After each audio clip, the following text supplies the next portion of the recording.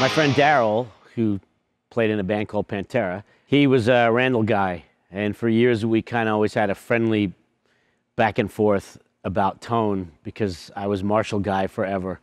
We were on tour together in late '97, I think it was, and we had a day off in Dallas, and we were at his house, you know, playing covers and whatnot, and I was playing through one of his old Randall RG100s, but I had my TC Electronic booster distortion pedal in front of it, and that's how I got that extra edge and chunk and the distortion, but it was clean distortion, and I had that in front of the Randall, and it sounded unbelievable. Like, it sounded better than my Marshalls, and like to the point where he, like, his head whipped around and he was like, how dare you come into my room and have a better tone, and you know, and I'm playing through this one little half stack, and it was tearing our heads off.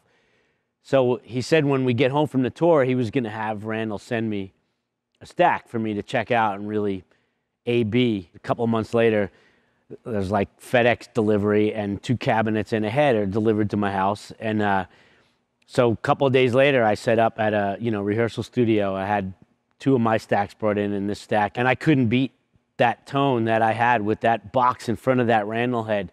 No matter what I did with my Marshalls, I couldn't top it. And I had been a Marshall guy my whole life. I called Daryl and I said, dude, the Randall's killing me, dude. It's like, it's crushing me. I mean, we might as well start with my main rhythm tone, which is over here. You can see there's low frequency gain, high frequency gain, boost, volume, bass, middle, treble, all the hits. For me, what I really love about this head is the low frequency and high frequency gain, because for me, it really enables me to kind of really hone in on like where my edge and where that chunk is coming from.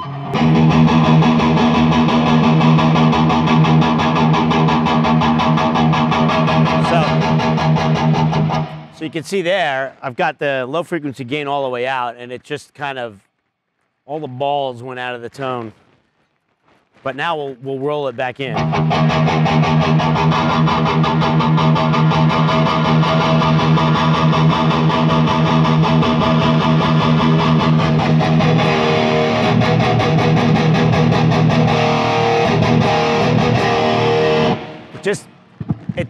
It makes it angry. You can just hear the anger come back into the sound as you.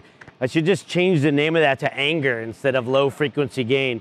Mike was straight up. He's like, I know what you want. I've been listening to your records since you've made your records. He's like an old school Anthrax fan. And he goes, I know the sound in your head. I know your TC box. I know all of that. I could put all of that in one box for you where you just be able to plug in and you don't need anything else. And I said, I've been trying to do that my whole life, basically.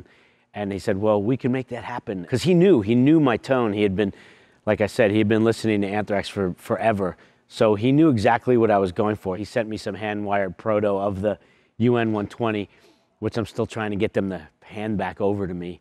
But yeah, it was just instantly plugged in, and it had all the edge and all the gain and all that thickness and the really tight bottom and all the stuff that I've always looked for in a sound. And it's the first time I didn't have to run something boosting my signal. I didn't need such a hot pickup anymore because the head was doing all the work.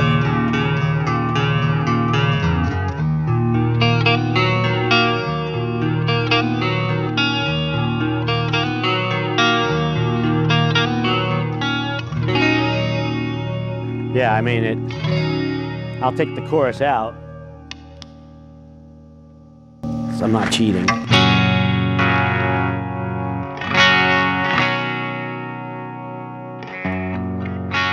It'll clean up as much as you want. I mean, I still run a little bit of gain with my clean just so it gets, so it's got a little bit of energy. But, like, almost like on the really, really clean end of a Malcolm Young, I just got,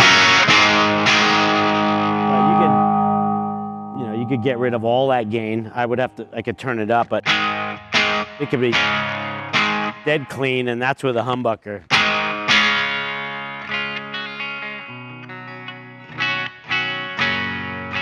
But I like it right around there.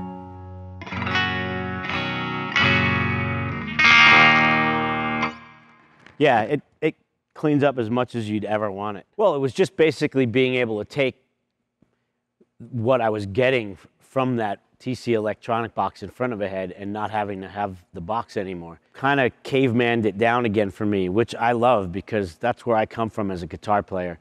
I'm very much, if it could just have one knob on it, I'd be just one big knob and just go like this. Maybe they can make me a custom one where everything is hidden and they just go like this on it. I didn't need a 3-channel head. I get everything I need out of this, whether it's clean, a rock tone, or my rhythm tone, making a really powerful and massive bottom end, but tight at the same time. I've always compared it to the Bruce Lee's 1-inch punch.